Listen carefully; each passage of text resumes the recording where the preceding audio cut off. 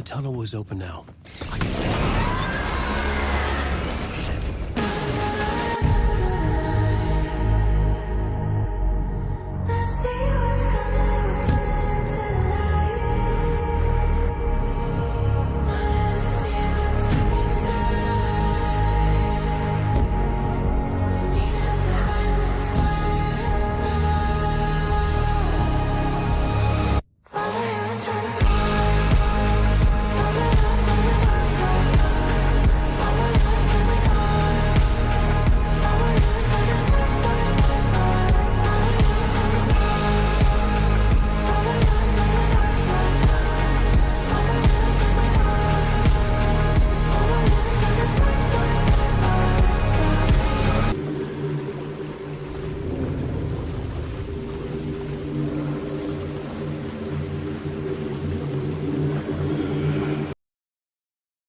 I am CouchCoop, and there is a lot of Alan Wake 2 reviews out there already. I am late to the party because I wanted to review this game in its physical form as opposed to being a digital download. I don't get codes, it's a full-blown AAA title, and the Deluxe edition was released with both expansions and Alan Wake 1 remastered. It's a great deal. This guy put out a 5.5 hour review, the audacity. And talking of audacity, it's only a matter of time before the video game industry sees just as much of a crash as other industries that have gone before it. Monetized shouter and member of the grifter royalty, the Nerderotic crew, has told his viewers that it's full of woke stuff and has barely got any gameplay in it. That one, that one, I can't fathom. But I'm here to straighten out whether this is actually full of woke padding, and the good news is there's minimal amounts of it. I use the term gameplay exceedingly loosely, as there's barely any of it.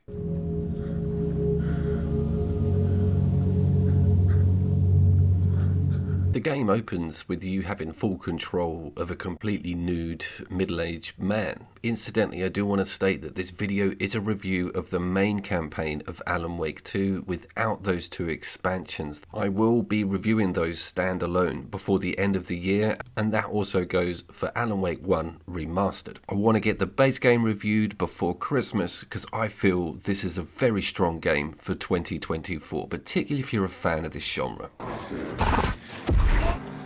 Homework for this review is going to be Hereditary, one of the better modern cult satanic demonic films that have come out in the last 5 to 10 years. It's extremely strong. We'll go into its parallels soon, but it's definitely pointing in the right direction for cool stuff surrounding the subject matter. Now this scene is the one that bowling ball was moaning about, and you can look at it at two ways. Basically, the FBI turn up to a small town, the local sheriff introduces himself, assumes that the male of the two is in command, she reveals it's actually her. It's more of a gal boss moment than a look how woke I am as a video game. It's more pointing out small town hickory, I think, than trying to get a political message over. And that's one of my points with this video, and I covered this slightly in the Flintlock review. Our anti-wokery is putting us in danger a little bit of missing out on some cool video games that are getting tarred with that brush. Alan Wake 2 has got more cool stuff in it than it has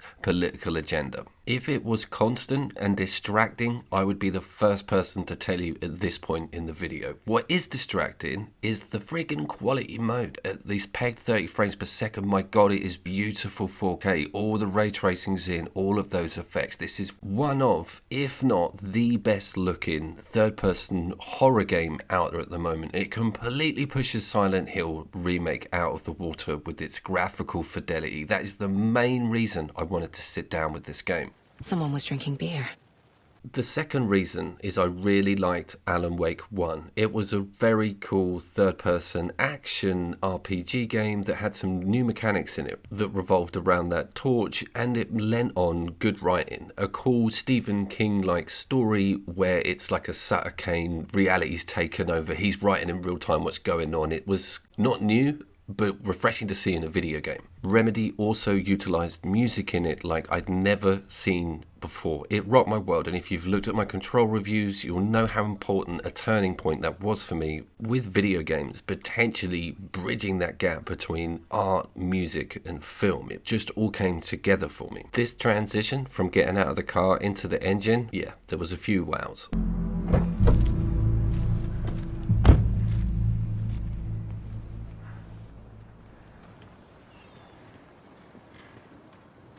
Not all of the writing is perfect in this game, and back to that main character protagonist briefly, she is completely written as a massive girl boss. She's a mortician slash coroner slash leading FBI agent that is also a bit like that chick in Longlegs who can just psychically solve things and move cases forward dramatically quickly than everybody else on the entire team. And just quickly, let's have a very brief look at this non-existent gameplay.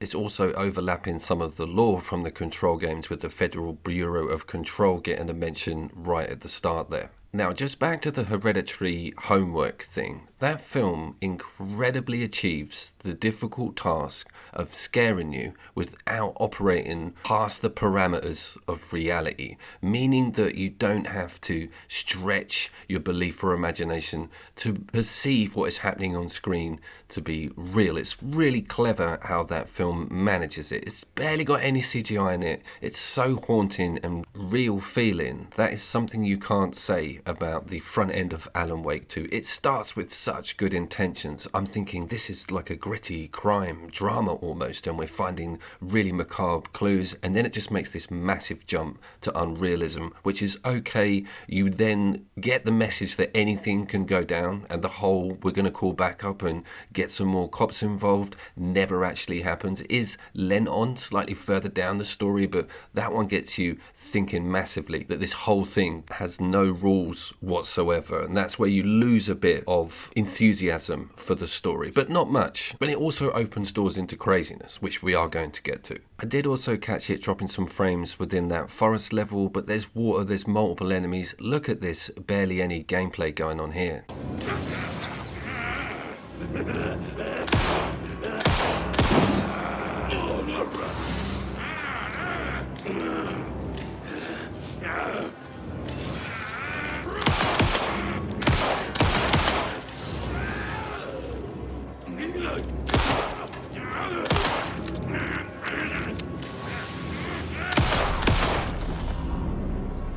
When you see chunky bits of your enemy falling off them like that, you can look right into the skeleton. You realise you're dealing with quite a decent engine. The way the lights and shadows bounce around, the panic and the sound design, all the little cool sets that it puts you in, the huts, the moths.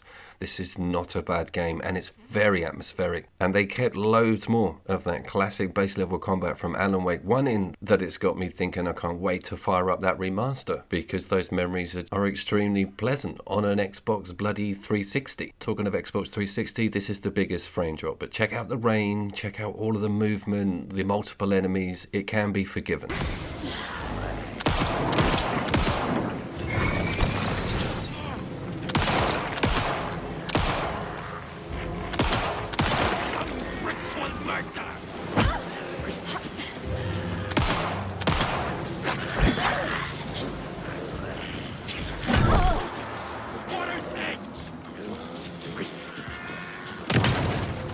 Also not massively difficult, and it's kept the L1 dodge on from Alan Wake 1, which is pretty cool. The only reason I was dying half the time was because I was in awe of what was going on the screen and not noticing that I was getting whacked left, right and centre. What a beautiful looking game, and loads more action far earlier than I could possibly imagined.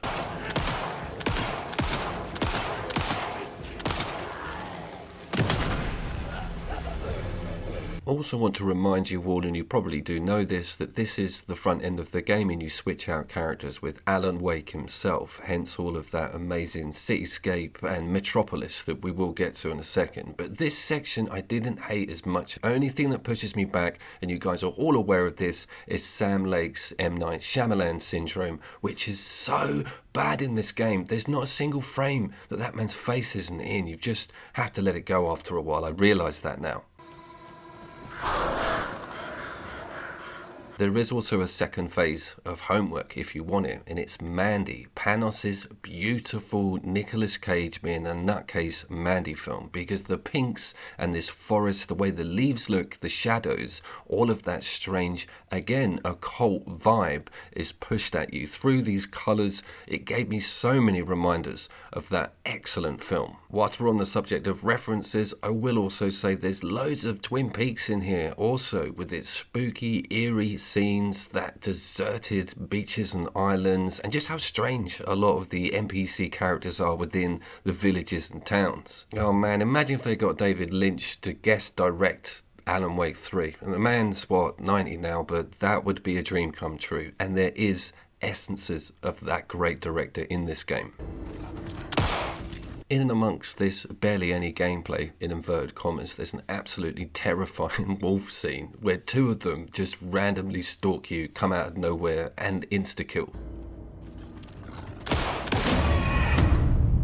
So as with Control, we are treated to some real-time film sections, and the stuff with the talk show and Alan Wake himself acts as the introduction to his section of the game, and it alternates, and then you can choose to play either story via the janitor. We'll get to that in a second, but I do and don't like these. They sort of pull me out of the immersion a little bit, but it's great to see what these characters actually look like in person. I'm not going to bring up that chick in Control. We've moved on from that. It does have that sort of late night with the devil talk show vibe, that sort of real film studio having technical difficulties. Is Alan actually even in this scenario? Is it something he's imagining? They play on that big time. This section I was very much looking forward to. This is the stuff I've seen in all of the reels, and some of the reflections and ray tracing and neon lights were areas I was desperate to explore. One of the things that becomes apparent when you start playing as Alan is that the puzzles are ramped up a bit. They've also reused Matey's voice and face from Control. They do it twice. His voice is in the game as a different character, but they also point to him in his Control universe via that book, which is nice nods, but I wish they'd increase their casting circle a little bit at Remedy. Whilst all this is going on, I'm thinking I've got to have a look at Alan Wake 1. I'm downloaded it as I'm playing through Alan Wake 2, and my god.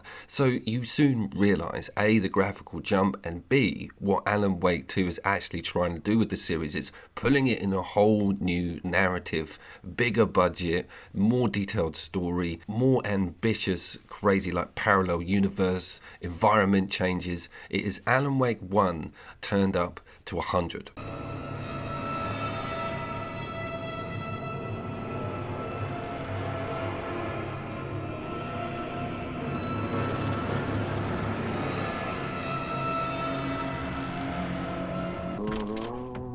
Ah, Lorraine! There you are, Tom! I think I'm safe in saying this, but never before in a gaming franchise's history has Finnish stuff been so forcefully inserted, alright? Heels didn't bring that up, did he? Even her jumper is like got this Finnish symbolism on it. Every NPC's from Finland. What the hell are they all doing down here in the middle of nowhere? That female FBI agent of colour has far more right to be in this game than an old Finnish janitor. Alright, we're here. We're in these neons. We now get to really start seeing this game shine. Because of the ray tracing, because of this engine, and the size of this open area, you've also got these weird shadow men walking around. That's one change I did enjoy. If you're familiar with the film Ghost and how they play the evil antagonists, it's kind of a similar vibe. I love that parallel universe, ghostly shadow, drifting in and out of reality thing. They really nailed it. And they nailed it in Alan Wake 1, to be fair.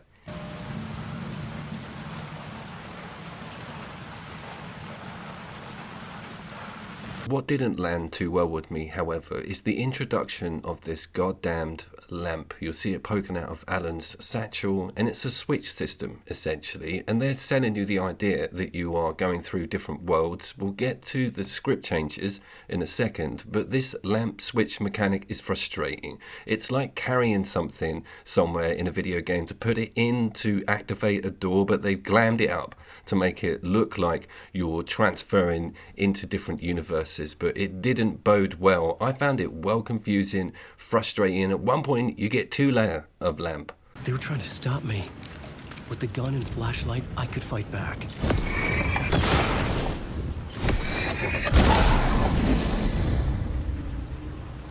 I want to talk about the subscreen or the case screen for each character. On the options button, you go into a room. One is the writer's room if you're playing as Alan, and then you get a case study room if you're playing as Saga.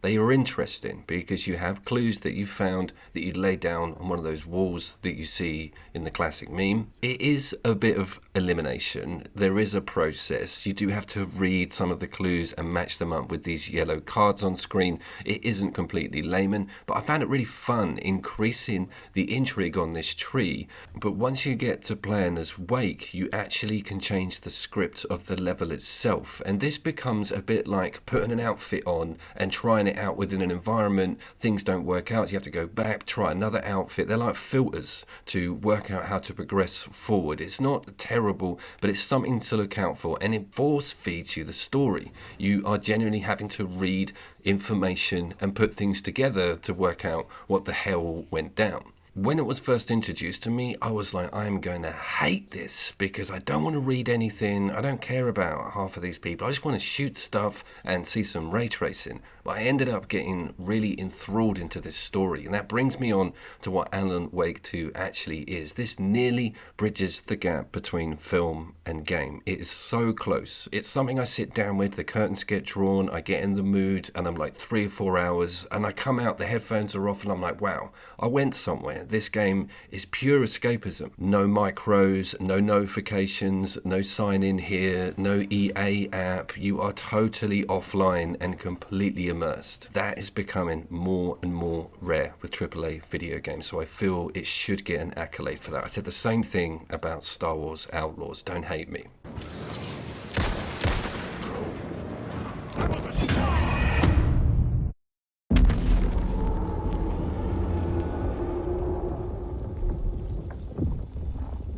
So the scenario kind of is in the Wake missions is you get to a dead end, you get down to a corridor that's completely blocked off, you then backtrack to the light bulb to check whether you're in the right switched out world, or go to your caseboard and then put in another clue, alternating the environment entirely. And this is a pretty cool thing. Being able to see areas under a different timeline look completely different at the click of a button is amazing.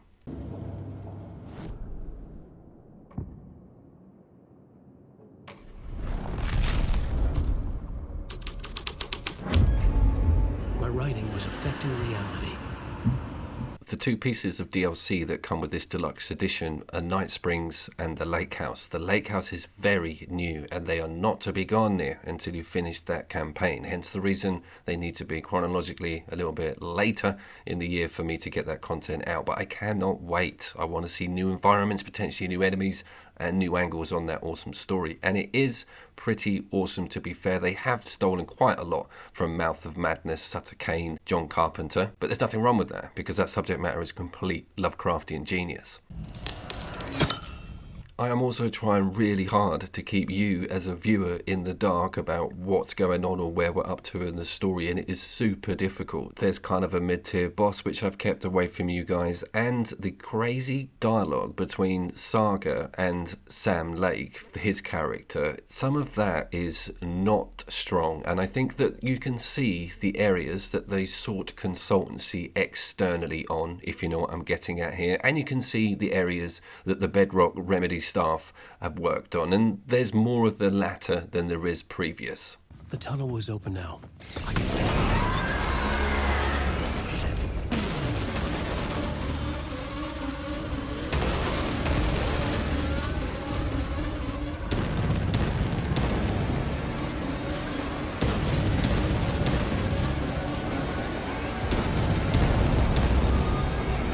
also caught myself craving going back to the little Stephen King Maine-like town and talking to all the sort of simpletons, because as much as that Alan Wake section is very cool, this is also damn strong. Sort of finding the clues, talking to that crazy waitress, we all know where that goes, but they have just nailed that American desolation and that horror behind the sort of suburban. It's so cool. All the wooden huts and broken down cars and people working on lobster pots. It's just such a believable, cool thing. It is very much like a fleshed out Stephen King book. Oh, you rascal. What have you been up to this time around?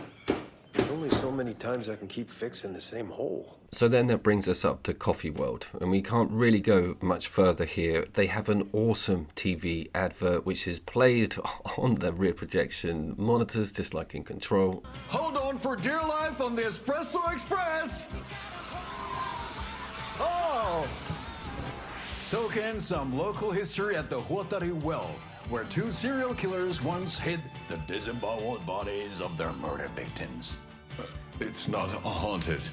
Alan Wake 2 is a step forward in both storytelling technique and tech with video games. It's bowled them both into one and given us something quite new, something that requires a lot more effort with writing, intrigue and storytelling, which we will probably see in sequels and maybe even find in those DLCs. It is also full of surprises and action. When I got my character going, I was amazed to see that the double-barreled shotgun you're given well early doors comes with a beautiful embroidered special edition version. And check out my reaction time with it.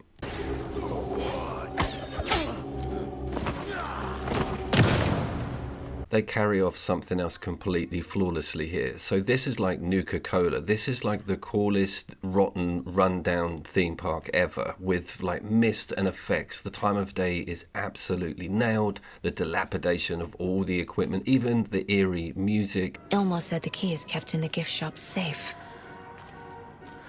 The hyperbole stretched around video games to boycott them due to them being woke is sometimes, I feel, a little bit heavy-handed. And Alan Wake 2 was a victim to that. It's trying really hard to do something very special, and it does achieve this in loads of areas of that campaign. And I applaud it for being completely offline and focused on the single player. This is kind of the moment in video gaming I've been waiting for my entire life, where you look at the screen and your eyes have to just quickly work out whether you're looking at a film or looking at a video game engine. With this format, the sky's really the limit. This game can compete with that remade Resident Evil 4 graphically and on a gunplay front. You'll know if this sort of thing is for you, but just be aware there is a lot more intrigue and text and clues and paperwork around being the FBI agent and Alan Wake than I initially realized. But the gunplay, the shooting, the dodging, diving,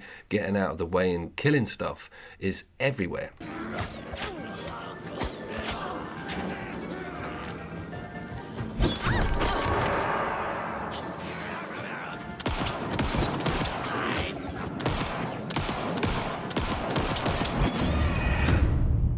I just don't think you played it long enough, Heels. I don't think it was engaging enough for you, mate. Don't worry, your secret's safe with us. I was Couch Coup, and I will, of course, see you all down there.